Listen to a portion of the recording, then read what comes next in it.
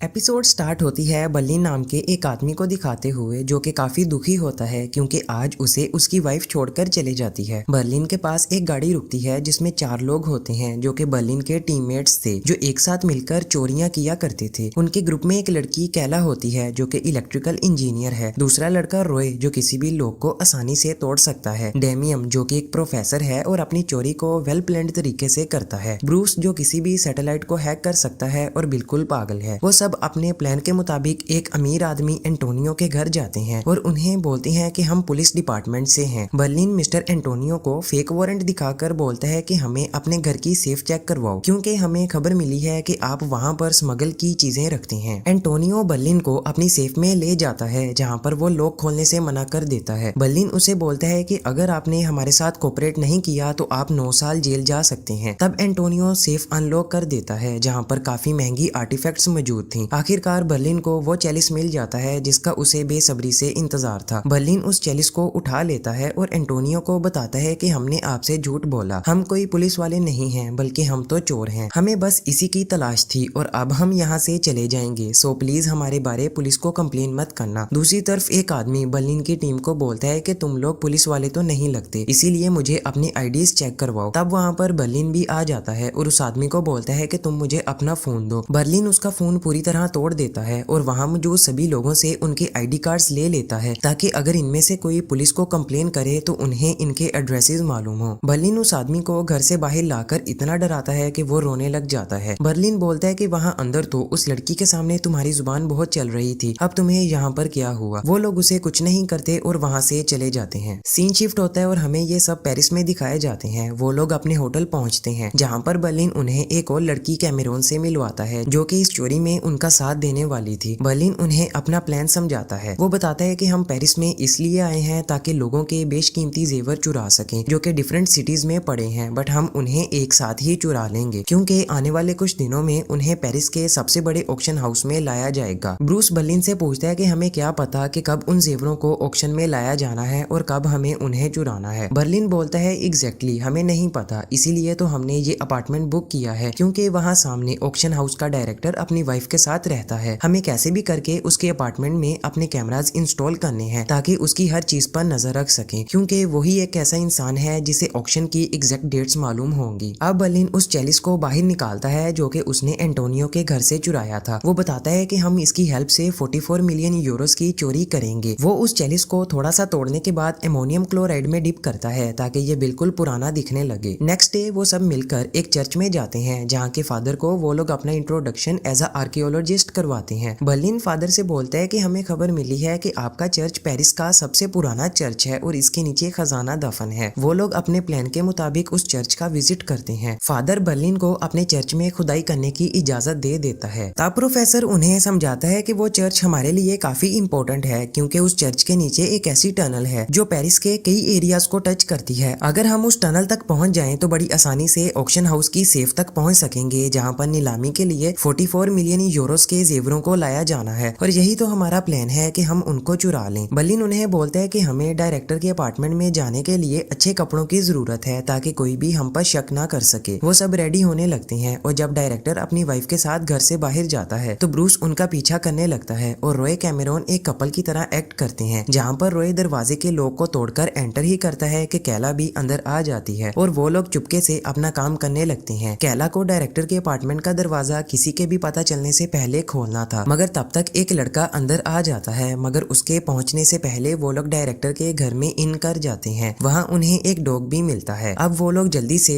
अपने कैमरास को इंस्टॉल करने लगते हैं। वो लोग अप्रोक्सीमेटली घर के हर कोने में अपने कैमरास लगा चुके थे कि इतने में वहां पर वही लड़का अपने डॉग्स के साथ आ जाता है जिससे डरकर वो लोग छुप जाते हैं। बेसिकली वो लड़का डायरेक्टर के डॉग को लेने आया था जो कि रॉय के पास बैठा था। रॉय उसकी बॉल बेड से बाहर फेंकता है और जब डॉग उसे लेने के लिए बाहर निकलता है तो वो लड़का उसे अपने साथ लेकर चले जाता है। इसके बाद वो सभी जल्दी से उस अपार्टमेंट को लीव कर देते हैं। देन बर्लिन डायरेक्टर के अपार्टमेंट पर नजर रखे हुए था जहाँ पर वो देखता है कि डायरेक्टर की वाइफ अपने घर से बाहर जा रही है। बर्लिन भी उसे फॉलो करने लगता है जहाँ पर वो एक बार में जाती है। जब डेमियम बाहर आकर कैमरास चेक करता है तो ना तो उसे डायरेक्टर की वाइफ नजर आती है और ना ही उसे बर्लिन मिलता है। नेक्स्ट डे वो सब लोग जल्दी से उस चेलिस को चर्च की जमीन में गाड़ देते हैं और जब फादर वहाँ पर आता है तो वो लोग उसके सामने खुदाई करके उस चेलिस को बाहर निकालते हैं, जिसके बाद फादर को उन पर यकीन हो जाता है और वो काफी खुश होने के बाद उन्हें बोलता है कि आप लोग अपने काम को जारी रखो और अगर आपको किसी भी इक्विपमेंट की जरूरत हो तो मुझे बता देना। इसके बाद बर्लिन रॉय के साथ कार में बैठा होता है। वो रॉय से बोलता है कि मैं बाहर में डायरेक्टर की वाइफ से मिलने जा रहा हूँ। जब मैं उस पर नजर रख रहा था तो मुझे उसके फेवरेट बुक एंड सॉन्ग्स के बारे में पता चल गया है। जब मैं अंदर उससे बात कर रहा हूँ तो तुम्हें मेरे से मिलने आना है एक दोस्त के तौर पर। इसके बाद बर्लिन अंदर जाता है जहाँ पर वो उस लड़की से मिलता है। वो लड़की उसे अपना नाम कमील बताती है। बर्लिन भी उसे अपना झूठा नाम बताता है और बोलता है कि मैं पेरिस में घूमने के लिए आया हूँ। बर्लिन जानबूझकर उस बुक को बाहर निकालता है जो कि कमील की फेवरेट थी ताकि वो उसकी नजर में आ सके। वो उसके साथ बात कर ही रहा था कि वहाँ पर रॉय आ जाता है और बर्लिन उससे मिलने लगता है। दूसरी तरफ बाकी की टीम डेमियम के मैप को फॉलो करते हुए उस दीवार को ढूंढ रही थी जो कि ऑक्शन हाउस की सेफ को टच करती है ताकि वो लोग उसमें ड्रिल करके उसकी सेफ तक पहुंच सके। इसके बाद हम देखते हैं कि बर्लिन जब कैमरास को चेक कर रहा था तो उसे पता चलता है कि डायरेक्टर को आज किसी काम से बाहर जाना है। इसी वजह से वो कैमिल के साथ ओपरा नहीं जाने वाला। ये देखकर बर्लिन कैमिल के साथ ओपरा जाने का फैसला करता है, जबकि दूसरी तरफ फादर डेमियम से वो चेलिस देने को बोलते हैं जो कि उन्होंने खुद गाड़ा था। फादर डेमियम से बोलता है कि मैं किसी काम से स्पेन जा रहा हूँ, इसीलिए मैं चाहता हूँ कि मैं इस चेलिस को भी स्पेन में टेस्ट करवा लूँ ताकि मुझे पता चल जाए कि ये असली है या फिर नकली। डेमियम फादर को मना कर देता है। वो बोलता है कि हम कुछ सिक्योरिटी रीजंस की वजह से आपको ये नहीं दे सकते। फादर के साथ एक और आदमी था जो कि देखने में काफी खतरनाक लग रहा था। डेमियम उस आदमी से डर के वो चेलिस फादर को दे देता है और जब बर्लिन को ये खबर पहुंचती है तो बर्लिन रॉय को बताता है कि उस चेलिस के नकली होने की खबर अगले 24 घंटों में पता चल जाएगी और अगर ऐसा हो गया तो हमारी चोरी बर्बाद समझो। इसीलिए चाहे जो भी हो जाए तुम्हें उसे वापस लेकर आना है, बेशक उसे लाने के लिए तुम्हें उस बूढ़े को मारना ही क्यों ना पड़े। इसके बाद बर्लिन खुद कैमिल के साथ ओपरा जाने के लिए निकलता है और उसे आवाज देता है और इसी के साथ फर्स्ट एपिसोड यहीं पर खत्म हो जाती है। एपिसोड 2 के स्टार्ट में बर्लिन कैमिल से मिलता है जो ओपरा जाने के लिए निकल रही थी। कैमिल उसे बोलती है कि मैं अभी ओपरा जा रही हूँ, हम बाद में मिलते हैं। बर्लिन उसे बोलता है कि मैं भी ओपरा ही जा रहा हूँ, क्या मैं आपके साथ चला जाऊँ। कैमिल उसे हाँ में जवाब देती है और वो लोग ओपरा जाने लगते हैं। सीन शिफ्ट होता है रॉय पर जो फादर से चेलिस छीनने के लिए रेडी हो रहा था कि तभी वहाँ पर कैमेरोन भी बाइक पर आ जाती है। बर्लिन ओपरा पहुंचकर नोट करता है कि ये तो एक क्लब है और मैं ऐसे ही टक्सीडो पहनकर आ गया। रॉय कैमेरोन के साथ फादर के बैग को छीनने की कोशिश करता है मगर फादर अपने बैग को नहीं छोड़ते और उनकी आवाज सुनकर उनका आदमी उन पर कैन से हमला करता है और वो दोनों नीचे गिर जाते हैं। कैमेरोन जल्दी से बैग उठाकर भागने लगती है जबकि फादर के आदमी उनकी बाइक पर उन्हें पकड़ने लगते हैं। रॉय और कैमेरोन एक शादी में घुस जाते हैं और उनकी कार लेकर भागने लगते हैं। थोड़ा आगे जाने पर उन्हें रास्ता नहीं मिलता तो वो लोग साथ में मौजूद पार्किंग में चले जाते हैं। जब वो दोनों आदमी वहाँ उनकी कार खड़ी देखते हैं तो समझ जाते हैं कि वो लोग पार्किंग में छुपे हैं। वो दोनों उन्हें ढूंढ रहे थे कि रॉय कैमेरोन से बोलता है कि हम गाड़ियों के सायरन ऑन करके भागेंगे ताकि उन्हें हमारी आवाज मत सुनाई दे। वो दोनों ऐसा ही करते हैं और एक कार में बैठकर उसे स्टार्ट करने की कोशिश में थे मगर वो स्टार्ट नहीं होती। वो दूसरी कार ट्राई करते हैं, वो स्टार्ट तो हो जाती है मगर एक आदमी उन्हें देख लेता है और उनकी कार का टायर बस्ट कर देता है। अब वो दोनों दूसरी कार से टकरा जाते हैं। वो लोग भागने की कोशिश करते हैं मगर दूसरा आदमी उन पर वाटर पंप से अटैक करता है और इसी बीच उनका बैग फादर का आदमी उठा लेता है। रॉय कैमेरोन के साथ वहाँ से बच तो जाता है मगर वो लोग चेलिस लेने में नाकाम हो चुके थे। दूसरी तरफ बर्लिन कैमिल के साथ वापस घर आता है और उसे अपना नंबर देता है। नेक्स्ट डे ब्रूस कैमेरोन को ढूंढ रहा था कि उसे कैला मिलती है। वो उससे कैमेरोन का पूछता है। वो बोलता है कि कल कैमेरोन ने मेरे से मेरी बाइक ली थी पर अभी तक उसने लौटाई नहीं। कैला बोलती है कि मुझे कुछ नहीं पता बट अगर मैं उससे मिली तो तुम्हें कॉल करने का बोलूंगी। देन रॉय कैमेरोन के साथ ब्रेकफास्ट कर रहा था जहाँ पर डेमियन आ जाता है। वो उन्हें काफी डांटता है। वो बोलता है कि कल तुम लोगों ने उस फादर को बाइक से इंजर्ड कर दिया, एक शादी खराब की और काफी गाड़ियों को नुकसान पहुंचाया। तुम लोगों की किस्मत अच्छी थी कि तुम दोनों को किसी ने देखा नहीं। डेमियन बोलता है कि इतना कुछ हो गया पर तुम लोगों ने बर्लिन को कॉल तक नहीं की। तब रॉय बोलता है कि हमने कई बार कांटेक्ट करने की कोशिश की बट बर्लिन ने हमारी कॉल को रिसीव नहीं किया। डेमियन उन्हें एक अच्छी खबर सुनाता है कि ये देखो वो चेलिस हमारे पास वापस आ गया है। रॉय और कैमेरोन शॉक हो जाते हैं और पूछते हैं कि ये आपके पास कैसे आया। तब डेमियन बताता है कि फादर ने मुझे ये खुद ला कर दिया। वो बोला आप बिल्कुल ठीक थे, इसे बाहर ले जाना खतरे से खाली नहीं है, ये आपके पास ही सेफ है। वो बताता है कि फादर की बोन फ्रैक्चर हो गई है इसीलिए अब वो एक हफ्ता चर्च नहीं आएगा और हम लोग अपना काम सुकून से कर लेंगे। डेमियन रॉय को बोलता है कि तुम जाकर बर्लिन को उठाओ। बर्लिन अभी सो रहा था कि उसे कैमिल की कॉल आती है। वो उसे पूछती है कि तुम कब तक पेरिस में हो। वो उसे बताता है बस कल का दिन और वो कॉल बंद कर देती है। अब रोय भी रूम में आ गया था। बर्लिन उससे बात कर रहा था कि कैमिल उनके रूम की बेल देती है। वो दोनों डर जाते हैं क्योंकि वो कैमिल को अंदर नहीं आने दे सकते थे क्योंकि वहाँ उनके इक्विपमेंट्स पड़े थे। अगर कैमिल उसे देख लेती तो उसे शक हो जाता। तब बर्लिन रूम से बाहर जाता है जहाँ पर वो कैमिल को रूम में आने से मना कर देता है। कैमिल वापस जाने लगती है कि बर्लिन को काफी बुरा लगता है। कैमिल को वापस जाता देखकर बर्लिन उसे आवाज देता है और उसके साथ टाइम स्पेंड करने लगता है। बर्लिन कैमिल की वजह से सारा टाइम बाहर रहता है जबकि बाकी की टीम ऑक्शन हाउस की दीवार में ड्रिल करने लगी थी। टाइम गुजरता जाता है और वो लोग अपने प्लान के मुताबिक बिल्कुल सही ड्रिल करते ईंट की दीवार तक पहुंच चुके थे जैसे उन्हें बर्लिन ने समझाया था। अब उन लोगों को ईंट की दीवार तोड़कर मेन कंक्रीट की दीवार को एक पोर्शन से ब्रेक करना था जो ऑक्शन हाउस में मौजूद सेफ से पहले की दीवार है। बर्लिन उन्हें बताता है कि हमें उस दीवार को काफी ध्यान से तोड़ना है क्योंकि उस रूम में 2 सीसीटीवी कैमरास लगे हैं जिनकी फुटेज 2 गार्ड्स देखते हैं। एक गार्ड हॉल में बैठा है और एक गार्ड बिल्कुल सेफ के सामने। हमें सेफ में एंटर करने से पहले उन गार्ड्स को 3 मिनट के लिए कैमरा से दूर करना होगा ताकि हम उनके कैमरास को हैक कर सके, जो कि कैला करेगी और डेमियन उसकी हेल्प करेगा। बर्लिन बोलता है कि इन दोनों को स्पेशल टाइप के सूट्स पहनकर अंदर जाना होगा ताकि उनका डीएनए ट्रेस वहाँ सेफ में ना रह जाए, अदरवाइज सारा प्लान तबाह हो जाएगा। बर्लिन बोलता है कि हमें गार्ड्स की डेली रूटीन पता करना होगी जहाँ पर वो लोग डिनर में ज्यादातर पिज्जा ऑर्डर करते हैं और जिस दिन हम सेफ में एंटर करेंगे उस दिन पिज्जा ऑर्डर के लिए कॉल कैला रिसीव करेगी और उनका ऑर्डर ब्रूस काफी लेट लेकर जाएगा। पिज्जा ठंडा हो चुका होगा जब गार्ड ब्रूस को बोलेगा तो ब्रूस उसे और ज्यादा तंग करेगा। ब्रूस को उसे ज्यादा से ज्यादा गुस्सा चढ़ाना है ताकि वो अपने साथ दूसरे गार्ड को भी बुला ले। जब दूसरा गार्ड अपनी चेयर से उठेगा